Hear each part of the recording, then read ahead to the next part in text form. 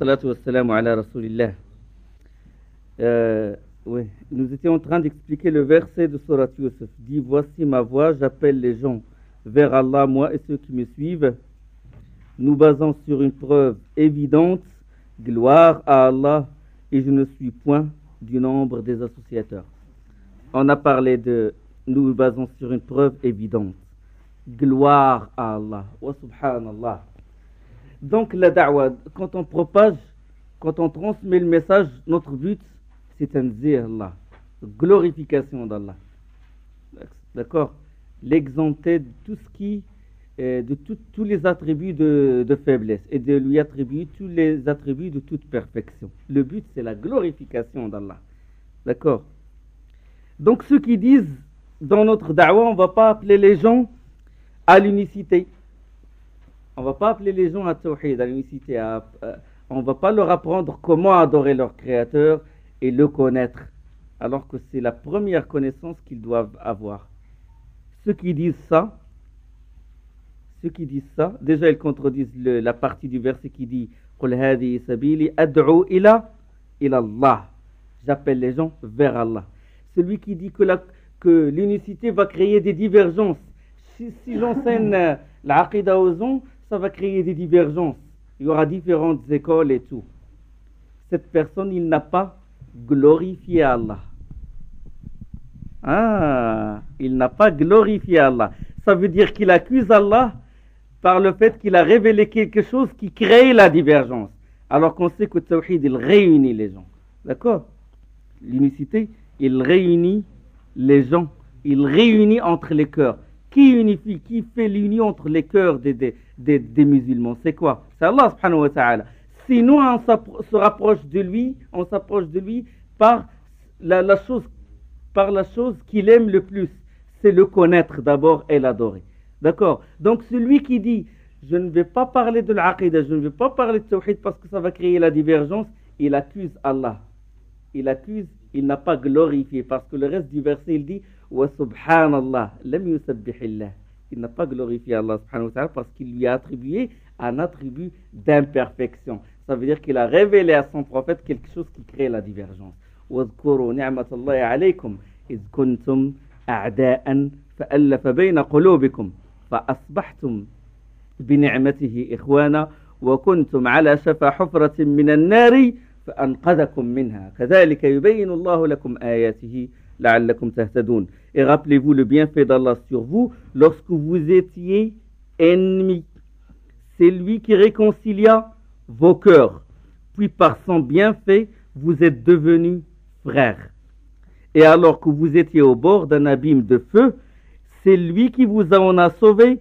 Ainsi Allah vous montre ces signes كذلك يبين الله لكم آياته afin que vous soyez bien guidés لعلكم تهتدون. Le verset qui vient après, وَلْتَكُمْ مِنْكُمْ أُمَّةٌ يَدْعُونَ إِلَى الْخَيْرِ. Qu'il soit issu de vous une communauté qui appelle au bien. وَيَأْمُرُونَ بِالْمَعْرُوفِ, ordonne le convenable. وَيَنْهَوْنَ عَنِ الْمُنْكَرِ, et interdit le blâmable. Car ce seront eux qui réussissent. وَأُولَئِكَ هُمُ الْمُفْلِحُونَ. يَدْعُونَ إِلَى الْخَيْرِ وَيَأْمُرُونَ بِالْمَعْرُوفِ. Ils ordonnent le convenable. Quel est le premier convenable? Quel est le premier ordre d'Allah? Lequel? U'budullah. Tawhid. Quel est le premier blâmable? La chose qu'Allah subhanahu wa ta'ala a interdit, la chose qui répugne à Allah, qui la plus grande injustice, c'est quoi? C'est shirk. U'budullah wa la tusriku bihi shay'an. On commence parce qu'on commençait les prophètes. D'accord? Le verset, vous êtes éclairci maintenant sur le verset. Il faut suivre mot par mot le verset. Ils disent aussi, celui qui dit, d'accord, notre but c'est on va réunir entre les gens. Ils se réunissent autour de quoi? Je ne sais pas, parce qu'on a parlé précédemment. Ils se réunissent autour des passions. Ils ne se réunissent pas autour de la ilaha illallah. Il dit par exemple, on réunit les gens, mais on ne va pas parler de le faire. Ça veut dire de la façon d'adorer Allah subhanahu wa ta'ala. Comment l'adorer? Parce que comme je vous ai dit, pour ne pas tomber dans l'égarement, dans une secte égarée, deux questions que vous posez. Montrez-moi qui celui que j'adore, tawhid Allah subhanahu wa ta'ala. Deuxième question, comment l'adorer? Comment se rapprocher de lui? Allah il dit وَمَا تَقَرَّبَ إِلَيَّ عَبْدِي بِشَيْءٍ أَحَبَّ إِلَيَّ مِمَّا افْتَرَضْتُهُ عَلَيْهِ. Mon esclave, mon serviteur ne s'est rapproché de moi d'une chose plus aimable à moi que ce que je lui ai imposé, comme obligation religieuse. Première obligation qu'il a détaillée subhanahu wa ta'ala lui-même, c'est tawhid, l'unicité, sa connaissance à lui, ses noms et ses attributs. Deuxième chose, les autres obligations, sa salat, le hajj et tout ce qui s'ensuit. D'accord? Donc apprenez-moi l'aqidah, qui est celui que j'adore, et apprenez-moi comment l'adorer. D'accord? Si vous voyez que les gens ne tournent pas autour de ces deux choses, il faut s'éloigner. Parce qu'ils sont dans Subul, dans les voies de Satan. Ils ne sont pas dans la voie droite qui est longue et qui est droite, qui mène au paradis et qui te sauve des bid'a, des innovations ici-bas et qui te sauve de l'enfer dans l'au-delà. Donc celui qui dit la façon d'adorer Allah, il ne faut pas la montrer aux gens. Il ne faut pas montrer aux gens comment faire les ablutions, comme les choses quotidiennes, subhanallah. Il ne faut pas leur faire connaître leur propre créateur. Il ne faut pas leur montrer la chose qui est réprouvée, la chose blâmable. Il ne faut pas leur mettre en garde contre ça, contre shirk. Alors là, tu montres que tu n'es pas miséricordieux envers ces gens-là. Tu n'as pas cette miséricorde, subhanallah. Parce que la plus grande miséricorde que la personne a avec son frère, c'est qu'il le met en garde contre la chose qui va l'emmener à l'enfer, shirk, l'association, et qui va lui apprendre la chose qui le mène au paradis. C'est tawhid. Et comment adorer Allah? C'est ça la plus grande miséricorde. Celui qui dit la façon de le faire, on ne l'apprend pas aux gens, qu'est-ce qu'il a fait? Il n'a pas glorifié Allah. Vous vous rappelez du terme? Subhanallahi wa ma ana min al-mushrikin. Gloire à Allah, et je ne fais point partie des associateurs. Il n'a pas glorifié Allah, il a touché à un des attributs d'Allah qui est la miséricorde, rahma. D'accord? Donc, d'autres vont dire, par exemple, on ne va pas parler de tenue vestimentaire, on ne va pas parler de la barbe, c'est des futilités. Il faut parler de choses plus importantes. Moi, je ne sais pas ce que ça veut dire, ces choses plus importantes. Si tu es incapable de suivre le prophète sallallahu alayhi wa sallam par la barbe, parce qu'il faut le suivre extérieurement et intérieurement, tu l'aimes. Tu vas l'imiter, tu vas être comme lui, tu veux être comme lui. Et il l'a ordonné, il avait la barbe jusqu'à la mort. Et la tenue vestimentaire et tout. Il faut le suivre intérieurement et extérieurement. Tu es incapable de le suivre dans cette chose-là. Je crois que quand on sera mis à l'épreuve, tu n'es incapable de le suivre. Tu vas être incapable de le suivre. D'accord? Et il n'y a pas de futilité en islam. Ya ayyuhalladhina amanu dkhulu fis silmi kafa. Parce que tout est révélation. Vous qui avez cru, rentrez dans l'islam en entier. Silm, ça veut dire islam. Et ne suivez pas les pas de Satan. D'accord? Il n'y a pas de futilité en islam, puisque tout est révélation. La révélation qui fait trembler les anges. إذا قضى الله أمرا في السماء ضربت الملائكة أجنحتها خضعانا لقوله. Les anges, ils tremblent. Leurs ailes, ils tremblent. Et toi, tu dis futilité, tu n'as pas glorifié Allah subhanahu wa ta'ala.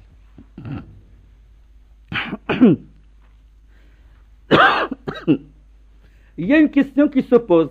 Il y a des gens qui disent par quoi je vais commencer? Par la science ou par la da'wa?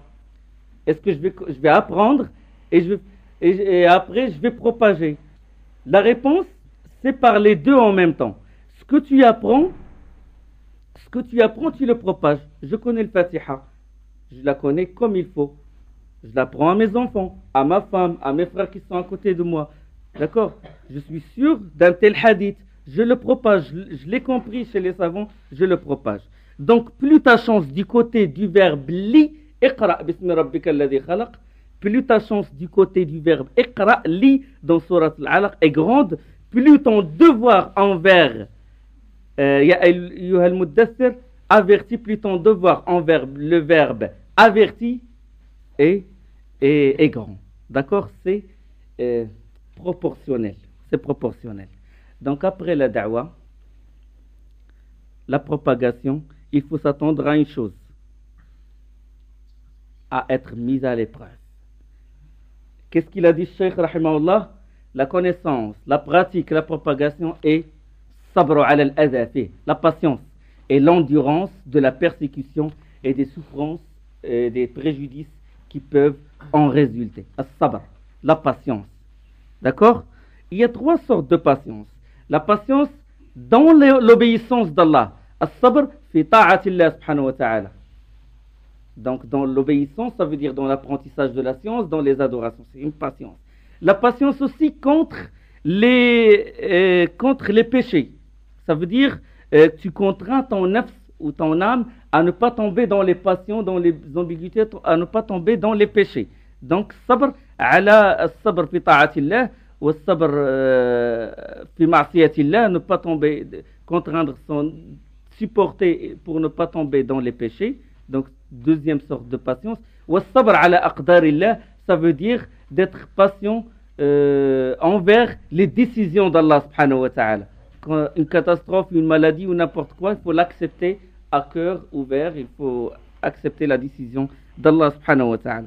Donc après la da'wa, patience. Il est évident que quand le serviteur d'Allah appelle les gens à adorer Allah, à éviter d'associer à Allah des idoles, à adorer des tombes, à adorer des sheikhs, soit vivants, soit morts, à adorer les statues, il use d'efforts pour guider les gens vers la bonne moralité. Il dit qu'il ne faut pas consulter des devins parce que c'est des mouchrikines, c'est des associateurs. Donc, et aussi il propage la bonne moralité, le bon caractère. Il enlève les fausses croyances, les mauvaises croyances, celles de craindre le djinn ou de craindre, je sais pas, il l'appelle le rôle chez nous au Maghreb. Quand tu enlèves ces mauvaises croyances, sache une chose, que là, tu vas être confronté à des gens. Ah, tu vas être confronté et tu dois patienter. Donc tu corriges, tu orientes les gens, tu orientes dans leurs croyances, dans leurs pensées, dans leur mode de vie économique, social et tout ce qui s'ensuit. Tu es en train de changer leur mode de vie, de les corriger, de les mettre vers la voie droite d'Allah subhanahu wa ta'ala. Il est évident que tu vas être confronté à une catégorie de gens qui vont voir que leur pouvoir, leurs intérêts vont s'évanouir si jamais ils te laissent faire. Ah, c'est ce qu'on appelle al-mala', les notables. Et les notables, Allah il les évoque en premier dans le Coran qui se sont confrontés aux prophètes. Nuh. قال الملأ من قومه إنا لنراك في ضلال مبين. Les notables de son peuple, Allah il dit dans sourate Al-A'raf, les notables de son peuple dirent, nous te voyons dans un égarement manifeste. Le verset 60, sourate 7. Hud, qui a été envoyé à un peuple de Ad. Hud, وقال الملأ من قومه إنا لنراك في سفاهة وإنا لنظنك من الكاذبين. Les notables, suivez bien, les notables de son peuple qui ne croyaient pas, وقال الذين كفروا من قومه, les notables de son peuple qui ne croyaient pas dire, certes, nous te voyons en pleine sottise et nous pensons que tu es du nombre des menteurs. Dans sourate Al-A'raf. وقال الملأ من قوم فرعون أتذر موسى وقومه ليفسدوا في الأرض ويذرك وآلهتك. Et les notables du peuple de Pharaon dirent, laisseras-tu Moussa et son peuple commettre du désordre sur terre et lui-même te délaisser toi et tes divinités? Remarquez, désordre. Tu es dans un égarement, tu es fou. D'accord? C'est lui, c'est Moussa qui est dans qui veut créer le désordre. Il crée la corruption sur terre. Dans sourate Al-A'raf, le prophète sallallahu alayhi wa sallam, وقالوا يا أيها الذي نزل عليك الذكر يا أيها الذي نزل عليه الذكر innaka la majnoun. Et ils disent ô toi sur qui on a fait descendre le rappel, tu es certainement fou. Dans Surat Al-Hijr 15, verset 6. Ça, c'est concernant le prophète sallallahu alayhi wa sallam. وَلَقَدْ كُذِّبَتْ رُسُلٌ مِّن قَبْلِكَ وَلَقَدْ كُذِّبَتْ رُسُلٌ مِّن قَبْلِكَ فَصَبَرُوا عَلَى مَا كُذِّبُوا وَأُوذُوا حَتَّى أَتَاهُمْ نَصْرُنَا وَلَا مُبَدِّلَ لِكَلِمَاتِ اللَّهِ. Allah il dit dans Surat Al-An'am, Surat 6, verset 94, certes des messagers avant toi ont été traités de menteurs, ils endurèrent, tu viens, فَصَبَرُوا, ils endurèrent, عَلَى مَا كُذِّبُوا, ils endurèrent alors avec constance d'être traités de menteurs et d'être persécutés jusqu'à ce que notre secours leur vint. C'est pour cela qu'il faut, après le message, il faut patienter. Mais si, après la connaissance, la mise en pratique, et quand tu vas propager le message, tu trouves qu'il te jette des fleurs, il faut douter, il faut revenir en arrière, il faut réviser tes connaissances et ta mise en pratique. Tu te jettes, voilà, on te laisse. On te laisse des tapis comme ça, tu vas rouler sur des tapis, voilà. Masha'Allah, Allah, il te donne la victoire comme ça. Subhanallah, tu es mieux que les compagnons et les prophètes. وَجَعَلْنَا مِنْهُمْ أَئِمَّةً يَهْدُونَ بِأَمْرِنَا لَمَّا صَبَرُوا. C'est ça, sunnatullah subhanahu wa ta'ala, la règle d'Allah sur terre. Tous les prophètes, nous avons rendu parmi eux des imams, qui guident les gens par notre ordre parce qu'ils ont patienté. Et ils avaient la pleine certitude sur nos signes, les signes universels et les versets révélés. Donc, patience. C'est pour ça que celui qui propage, surtout dans l'étape où il y a la faiblesse de la da'wah, où la da'wah est faible, la propagation, il n'y a pas des gens qui soutiennent matériellement et tout. Il faut la sagesse, il faut la douceur, il faut la miséricorde envers les gens. D'accord? وَمَنْ أَحْسَنُ قَوْلًا مِمَّنْ دَعَا إِلَى اللَّهِ وَعَمِلَ صَالِحًا وَقَالَ إِنَّنِي مِنَ الْمُسْلِمِينَ. Et qui profère plus belle parole que celui qui appelle à Allah, fait bonne œuvre et dit je suis du nombre des musulmans. ولا تستوي الحسنة ولا السيئة ادفع بالتي هي أحسن فإذا الذي بينك وبينه عداوة كأنه ولي حميم وما يلقاها إلا الذين صبروا. Allah subhanahu wa ta'ala il dit la bonne action et la mauvaise action ne sont pas pareilles. Repousse le mal par ce qui est meilleur et voilà que celui avec qui tu avais une animosité devient tel un ami chaleureux. Mais ce privilège n'est donné qu'à ceux qui endurent, patience, sabr, et il n'est donné qu'aux possesseurs d'une grâce infinie. Dans la sourate 41 et le verset 35. Après, Allah subhanahu wa ta'ala يقول إما ينزغنك من الشيطان نزغ فاستعذ بالله. Et si jamais le diable t'incite à agir autrement, alors cherche refuge auprès de lui, auprès d'Allah. C'est lui vraiment l'audient, l'omniscient. Sami'ul alim. Donc, il faut la patience, la sagesse, la douceur et repousser par le bien. Idfa' billati hiya ahsan. Et le verset qui est venu après, fa imma yanzaghannaka min ash-shaytan nazgh, si jamais le diable t'incite, là tu demandes refuge auprès d'Allah et il s'écarte. Parce que contre le diable, contre Shaytan, les fils de Satan, il suffit de demander refuge, de a'udhu billah. Mais contre les humains, il faut transpirer, il faut beaucoup d'efforts.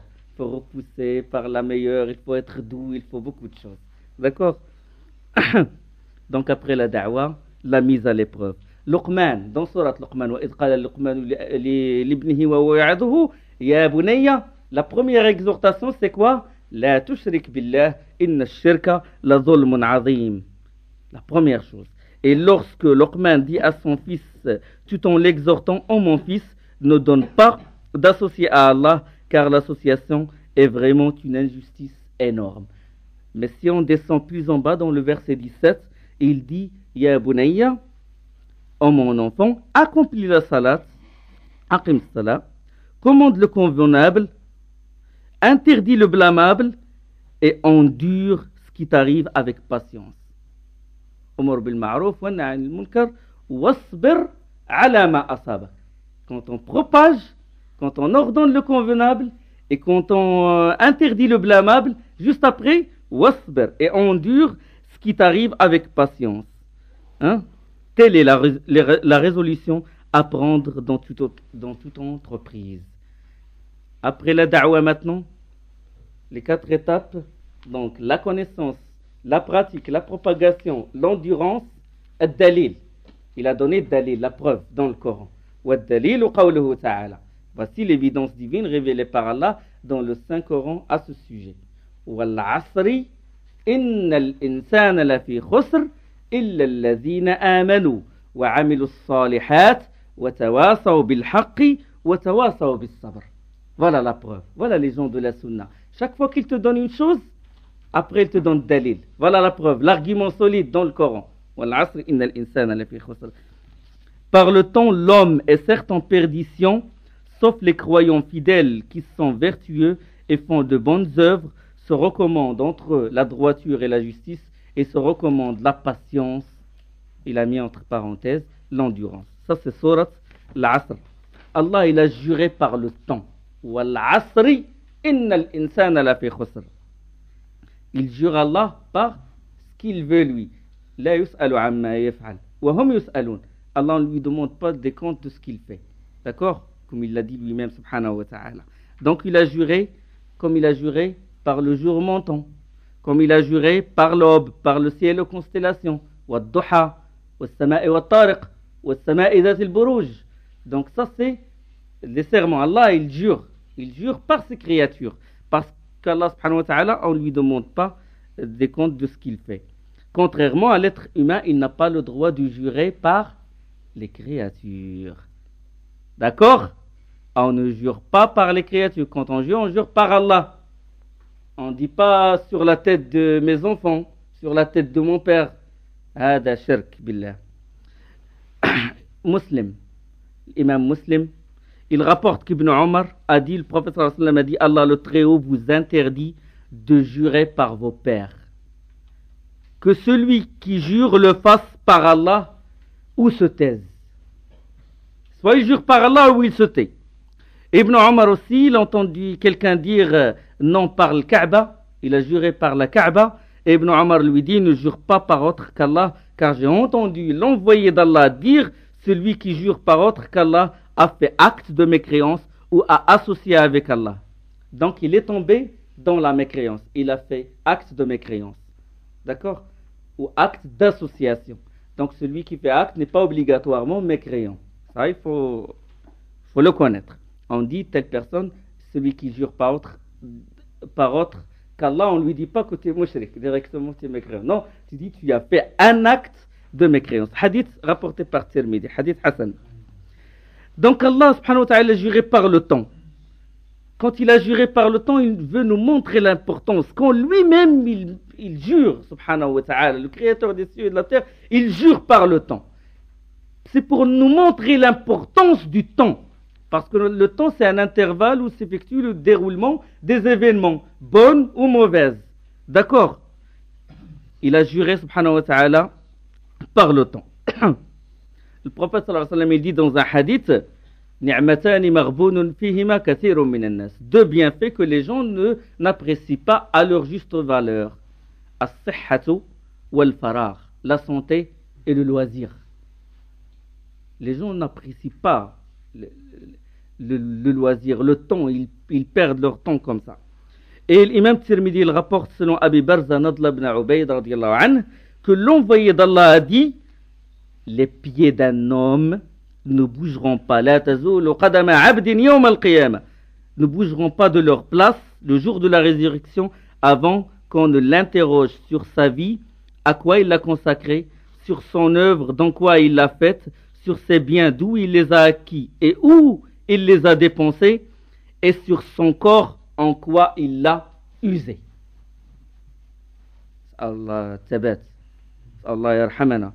Le temps, sa vie, tu l'as consacré à quoi? Tu l'as consacré à quoi? Le prophète sallallahu alayhi wa sallam, une fois il saisit Ibn Omar par l'épaule, il lui dit: sois dans ce bas monde comme un étranger ou comme quelqu'un de passage. Et Ibn Omar radiallahu anhu, il a reçu la leçon et il a dit: quand tu es au soir, n'attends pas le matin. Et quand tu es au matin, n'attends pas le soir, et prends de ta bonne santé pour la maladie et de ta vie pour ta mort. Hadith rapporté par le Bukhari. Donc il faut occuper ce temps par l'apprentissage, par ce qui est bénéfique pour toi. Donc dans les bonnes œuvres et dans... Donc il n'y a pas de plus grande perdition que la perte du temps. Tu perds ton temps. Donc quoi? 3 heures dans un film, le week-end, boîte de nuit, le temps tu le perds comme ça. Et Allah, tu vas rendre compte de ce temps que tu as perdu. Allah, il jure par le temps, il nous montre l'importance de ce temps-là. Donc on doit l'occuper dans les bonnes œuvres, dans l'apprentissage, on doit bien le gérer. Aïe khassara, la plus grande perdition que quand quelqu'un il perd son temps. On les voit dans les cités. 4 heures collées dans les murs, il regarde 4 heures comme ça, il ne fait rien du tout. Il n'apprend rien, il ne sait pas le danger, je ne sais pas, et c'est des jeunes. Ce n'est pas des vieux qui ont, ça y est, ils ont tout gâché après la retraite et il a su qu'il n'a pas bien, à la fin il n'a pas éduqué ses enfants, sa femme l'a laissé, ses maisons au bled et tout, il est en pleine perdition. Non, c'est des jeunes, 20 ans, 21 ans et tout. Les futurs hommes de la religion. Ils perdent son temps. Ya ayyuhalladhina amanu la tulhikum amwalukum aw awladukum an dhikrillah wa man yaf'al dhalika fa ulaika humul khasirun. Ô vous qui avez cru, que vos biens, ni vos enfants, ni vos enfants ne vous distraient du rappel d'Allah, et quiconque fait cela, alors cela seront les perdants. وأنفقوا مما رزقناكم من قبل أن يأتي أحدكم الموت فيقول رب لولا أخرتني إلى أجل قريب فأصدق وأكن من الصالحين. Et dépensez de ce que nous vous avons octroyé avant que la mort ne vienne à l'un de vous et qu'il dise alors: Seigneur, si seulement tu m'accordais un court délai, je ferai l'aumône et serai parmi les gens du bien. Ah, ça y est, c'est trop tard. Après la mort, un court délai, juste une année ou 6 mois, je vais faire du bien, je vais souffrir pour propager le bien, pour apprendre ma religion. Non, mais c'est trop tard. Et dépensez de ce que nous vous avons octroyé. Dépenser, hein? C'est pas l'argent, c'est pas seulement l'argent. L'argent, il a une zakat, mais la science a une zakat aussi. La science, quand tu apprends, tu dépenses, tu propages.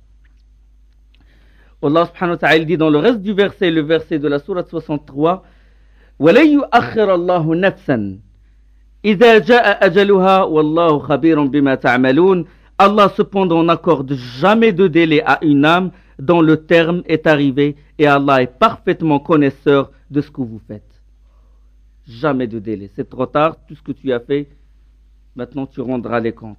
L'homme est certes en perdition. Wal-asri, innal insana lafi khusr. Wal-asr, comme on a dit, c'est un jurement. Qasam. Waouh al-qasam. Wal-asr, Allah il jure. Muqsam bihi, l'asr, Allah il jure par le temps. Innal insan, l'homme est certes en perdition. Inna, c'est pour l'affirmation. Innal insana lafi khusr. L'homme est certes en perdition. Il verra, quand est-ce qu'il verra sa perdition? Le jour de la résurrection. Il se rendra compte du temps qu'il a perdu. Il verra les autres qui ont profité de leur temps et lui, il a raté son temps. Allah subhanahu wa ta'ala dit dans Surah 39, verset 15, قُلْ إِنَّ الْخَاسِرِينَ الَّذِينَ خَسِرُوا أَنفُسَهُمْ وَأَهْلِيهِمْ يَوْمَ الْقِيَامَةِ أَلَا ذَلِكَ هُوَ الْخُسْرَانُ الْمُبِينُ. Dit les perdants sont ceux qui, au jour de la résurrection, auront causé la perte de leurs propres âmes et celle de leur famille. C'est bien cela la perte évidente. Son âme, il l'a fait perdre et il a fait perdre sa propre famille. Nous, on a parlé de ça, que la plus grande miséricorde que peut avoir la personne envers son frère, envers sa femme, envers son fils, c'est de lui montrer la voie qui l'éloigne de l'enfer et qui le met au paradis. C'est ça la plus grande. C'est pas la plus grande miséricorde, tu lui donnes à manger. Allah, il donne à manger aux kafirs et aux musulmans. Mais la miséricorde spéciale, c'est celle de la révélation. Donc si tu aimes vraiment ton frère, si tu aimes vraiment ton fils, si tu aimes vraiment ta femme, tu lui montres la voie qui l'amène au paradis. Et si tu n'as pas fait ça, si tu as été négligent dans cette voie, dans ta da'wa, tu perdras toi-même et tu perdras ta famille. Khasirun anfusahum wa ahlihim. Ils se sont perdus eux-mêmes, ils ont fait perdre leur famille. Illa alladhina amanu, sauf à l'exception de ceux qui croient. Donc on a dit que la croyance elle est précédée par la connaissance, par l'ilm. Hein? Illa alladhina amanu wa amilu salihat, et accomplissent les bonnes œuvres. Donc les actes, ils ont mis en pratique ce qu'ils ont connu et se recommandent mutuellement, s'enjoignent mutuellement. La vérité, c'est quoi? C'est la da'wa, propager la vérité et non pas le mensonge. Parce que si tu propages le mensonge, tu égares ton frère. La vérité, il faut que tu saches d'abord que c'est une vérité pour la propager. Et s'enjoignent mutuellement l'endurance. Après la mise en pratique et la da'wa, la patience. Donc supporter les difficultés de la da'wa. Ibn al-Qayyim, rahimahullah, il dit que le djihad de l'âme, le djihad intérieur, est de 4 étapes. Il y a le djihad de l'âme pour apprendre la voie de la guidance, la guider, et la religion vraie. Parce que la réussite de l'âme, son bonheur dans la vie ici-bas et dans le delà dépendent de ce djihad-là. Contraindre son âme à apprendre la science, à apprendre la guidée d'Allah subhanahu wa ta'ala. Deuxième chose, la contraindre à la pousser à agir. Donc la mise en pratique. C'est le deuxième djihad. Troisième, la contraindre à propager cette connaissance et à enseigner à ceux qui sont ignorants. La quatrième djihad de l'âme, c'est dans l'endurance, as-sabr. D'accord? Contraindre, as-sabr, comme a dit Ibn Mas'ud, shatr al-iman. La patience, l'endurance, est la moitié de l'iman, de la foi. Donc 4 degrés. Endurer les persécutions, dans les persécutions des autres. Donc, c'est 4 étapes. Et il a dit, si la personne il accomplit ces 4 étapes, il fera partie. Avant, il a dit, elle doit supporter tout ceci en ne voulant que le visage d'Allah, ça veut dire l'ikhlas, la sincérité. Et après ceci, il dit, celui qui accomplit ces étapes-là, il fait partie des rabbaniyin, ça veut dire des gens qui sont des savants et des sages. La suite, qu'est-ce qu'il a dit l'imam, rahimahullah, après Surat al-Asr, l'imam Shafi'i a dit, قال الإمام الشافعي. L'imam Shafi'i, c'est Abu Abdillah, Muhammad ibn Idris, ibn al-Abbas, ibn Uthman, ibn Shafi' al-Hashimi al-Qurashi. L'imam Shafi'i, c'est un Qurashite pur, c'est un Hashimite. Il fait partie de Bani Hashim. D'accord? Ça veut dire que sa lignée, elle remonte à la famille du prophète sallallahu alayhi wa sallam. Il est né à Gaza dans l'année 150 de l'Hégire et il est mort en Égypte dans l'année 204 de l'Hégire. Donc il est venu après Abu Hanifa et après l'imam Malik. Et il a vécu avec l'imam Ahmed rahimahullah jami'a. Il a dit لو ما أنزل الله, si Allah n'avait révélé que cet argument dans cette sourate à ces créatures, cela leur aurait été amplement suffi. Qui sont ceux qui ont la version en arabe? Ou regardez s'il y a d'autres traductions à part ça. Parce que dans d'autres traductions, j'ai vu que si Allah n'avait révélé que cette sourate à ces créatures, cela leur aurait été amplement suffi. Ça c'est faux, il faut corriger. Lauma anzalallahu hujjatan. D'accord? Si Allah n'avait révélé, n'avait fait descendre comme témoignage, comme argument sur ces créatures que cette sourate, il leur aurait suffi. Donc soulignez bien comme argument, hujja, ou comme témoignage. D'accord? Donc c'est-à-dire, il aurait suffi à quoi? Il aurait suffi à les motiver et à les pousser à s'accrocher fermement à la religion d'Allah. Par la connaissance, d'accord? Par les bonnes œuvres, par la da'wa et la patience.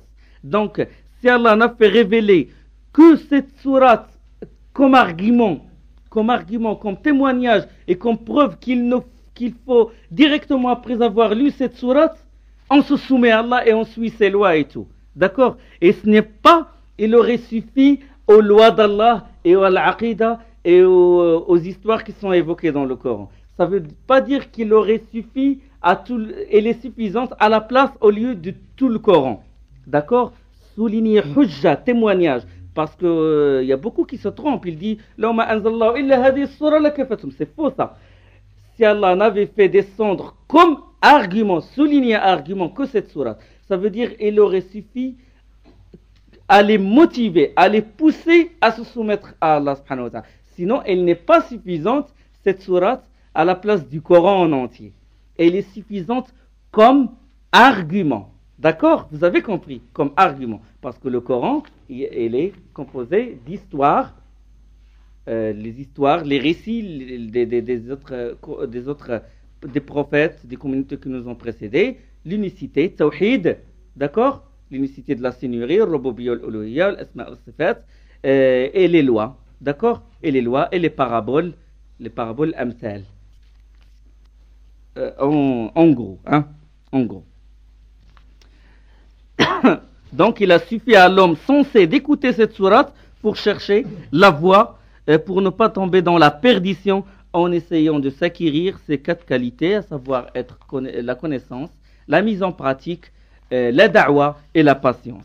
L'imam al-Bukhari, le grand imam al-Bukhari, sahib sahih, Abu Abdillah, Muhammad ibn Ismaïl, ibn Ibrahim ibn al-Mughira al-Bukhari, il est né à Bukhara.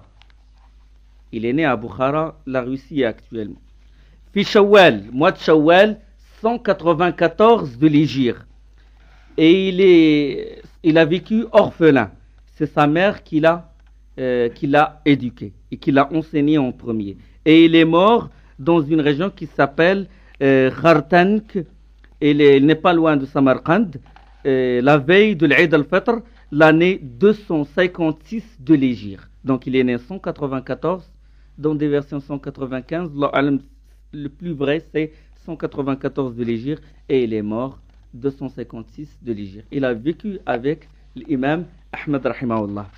Il a dit l'imam al-Bukhari, Sahib al-Sahih, son livre est le premier livre authentique sur terre après le Coran authentique, la parole d'Allah. Le livre de Bukhari, il est le deuxième livre authentique sur terre. D'accord? Le premier livre de la Sunna authentique sur terre. Toute la communauté l'a accepté. Il a 10 chapitres. Voilà. Il met des chapitres. Sahih al-Bukhari, il met des chapitres. Ce qu'on appelle tarjama. Et puis en bas, il met le hadith. Il a 10 chapitres. La connaissance avant la parole et l'acte. Al-ilmu qabla al-qawli wal-amal. Conformément aux paroles divines suivantes. Hein? Sache donc, ou apprends donc que nul n'est en droit d'être adoré qu'Allah, que nul n'est en droit d'être adoré que lui, fa'alam annahu la ilaha illallah, et implore le pardon pour ton péché. Et fa'alam annahu la ilaha illallah, wastaghfir li dhanbik. Donc ça c'est sourate 47, c'est le verset 19. Donc apprends que nul. Donc il a commencé par quoi? Dans le reste de son récit, il a dit, il a donc commencé par la connaissance avant l'acte, avant la parole et l'acte. فَبَدَأَ بِالْعِلْمِ قَبْلَ الْقَوْلِ وَالْعَمَلِ. La connaissance, elle précède la parole et l'acte, oui. Subhanallah. Et il donne la preuve, fa'lam, connais, sache, apprends que nul n'est en droit d'être adoré. C'est pas dit, c'est pas, mais on pratique la ilaha illallah. Non, apprends. Allah il dit fa'lam.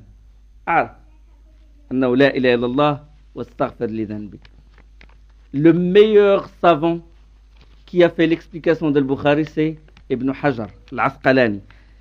Ibn Hajar al-Asqalani, dans son explication de ce chapitre, il a évoqué les paroles d'un autre grand savant qui s'appelle Ibn al-Munayyir. Ibn al-Munayyir, il a fait la relation entre les chapitres et les hadiths. Des fois, quand on lit le Bukhari, on lit le chapitre, on lit le hadith. Notre esprit, on n'a pas assez de connaissances pour faire le lien juste entre le chapitre et le hadith. Ibn al-Munayyir, il a dans son explication, il a fait la relation entre le chapitre et le hadith du prophète sallallahu alayhi wa sallam. Il dit, ceci signifie que la connaissance est la condition dans l'authenticité de la parole et de l'acte, qui n'ont aucune considération en son absence. Elle les précède. La connaissance, elle précède. Parce qu'elle corrige l'intention qui corrige l'acte. C'est de l'ilm. La connaissance corrige l'intention. On va éclaircir. Elle corrige l'intention. Et l'intention, elle précède l'amal. Elle précède la parole, elle précède l'acte. Donc l'intention, elle est précédée par la connaissance. Donc la connaissance, elle corrige l'intention. D'accord? Comme le hadith, il y a un hadith qui est rapporté par Tirmidhi, je l'ai ramené, selon Abi Kabsh al-Anmari. Il dit, le prophète sallallahu alayhi wa sallam a dit, on distingue 4 catégories de gens. Innama dunya li arba'. 4 catégories de gens de ce monde. Quelqu'un à qui Allah a octroyé une fortune et une science. Quelqu'un à qui Allah a octroyé une fortune et une science. Il craint ainsi Allah dans la façon de la dépenser, il en donne à ses proches et il sait qu'Allah a une part de cette fortune. Cet homme occupe la position la plus enviable. Il a la connaissance et il a les biens matériels. Donc, il a les biens et il sait comment les utiliser. Il a la connaissance. D'accord. Maintenant, la deuxième catégorie. Maintenant, j'éclaircis ce hadith. J'éclaircis que la connaissance, elle corrige l'intention. Elle l'oriente. La deuxième catégorie. Quelqu'un à qui Allah a octroyé une science sans lui donner de fortune. Le pauvre, il n'a pas de fortune, mais il a la science. Or, son intention est sincère. Quand il dit, si j'avais de l'argent, je dépenserais à la manière d'un tel. Je dépenserais à la manière du riche savant. Du savant, et en même temps, il est riche. D'accord? Et Allah subhanahu wa ta'ala, il dit, ça veut dire, je dépenserai cet argent à la manière d'un tel. Il est alors jugé sur son intention. Lui et le précédent sont égaux dans le salaire. Il n'a pas d'argent. Mais il a dit, écoute, moi j'ai la connaissance, j'ai une somme d'argent, voilà, ça c'est pour les talabat al-ilm, les étudiants, ça c'est pour la voisine ou le voisin qui est pauvre, je sais comment gérer cet argent. Allah a dit, le prophète sallallahu alayhi wa sallam a dit, parce qu'il y en a qui ont de l'argent, et il fait le pèlerinage. Même dans ça, l'exemple de celui qui veut adorer, qui adore Allah. Maintenant il veut se rapprocher d'Allah, mais il n'a pas de connaissance. Mais il dit, moi j'ai une bonne intention. Je vais faire le pèlerinage pour la 20e fois. Parce que 19 fois, il faut que je termine 20 fois. Et il laisse son proche à côté de lui crever de faim. Ou ses enfants. Il dit, moi, je vais me rapprocher d'Allah. Il laisse ses voisins et ses proches. Il ne leur donne rien du tout. Il dit, je vais faire le pèlerinage pour la 20e fois. Il n'a pas la connaissance qui corrige l'intention. Il croit bien faire alors qu'il fait du mal. D'accord? L'importance de la connaissance. La personne n'a pas de fortune, mais il a la connaissance, il dit, si j'ai l'argent, voilà ce que je vais faire. Voilà ce que je vais faire. Il manque une école coranique pour tel gens, mes proches parents, il y a tel qui est pauvre, je sais comment je vais gérer. La zakat, je la donne comme ça, je la donne comme ça. Rien que cette intention, il est récompensé. Il est récompensé. Quand il a intention ferme, on l'appelle ça acte, amal qalb, acte du cœur. Et l'acte du cœur, Allah, il récompense la personne selon ce qu'il a même dans le cœur avant qu'il agisse. D'accord? Faut vraiment, il a la connaissance, mais juste l'intention ferme et il est récompensé. Subhanallah. La troisième catégorie. Quelqu'un à qui Allah a octroyé une fortune sans lui donner de science. Le voilà dépensant son argent à tort et à travers. Il dit, le prophète sallallahu alayhi wa sallam, il dépense son argent à tort et à travers, sans nullement craindre son Seigneur dans ses dépenses et sans rien donner à ses parents. Il ne reconnaît non plus à Allah aucun droit de sa fortune. Celui-là occupe la position la plus mauvaise. Il a l'argent, la fortune, mais il n'a pas la connaissance. Donc son intention, elle est mauvaise. D'accord? Il n'est pas procédé par la connaissance. Il n'a pas connu Allah, n'a pas vraiment connu son prophète, n'a pas connu la sunna pour dépenser son argent selon la sunna du prophète sallallahu alayhi wa sallam pour recevoir la récompense d'Allah. Non, yakhbat, à tort et à travers.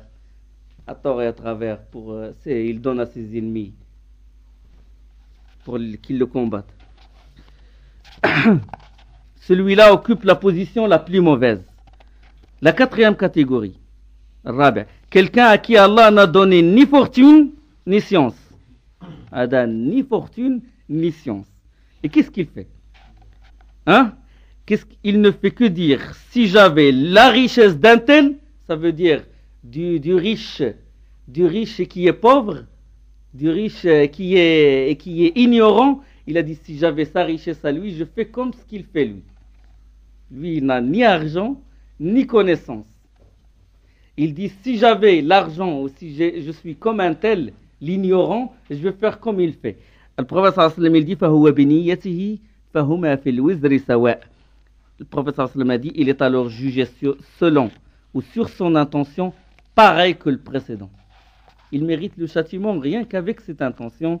Wa subhanakallahumma bihamdik, ashhadu an la ilaha illa ant, astaghfiruka wa atubu ilayk.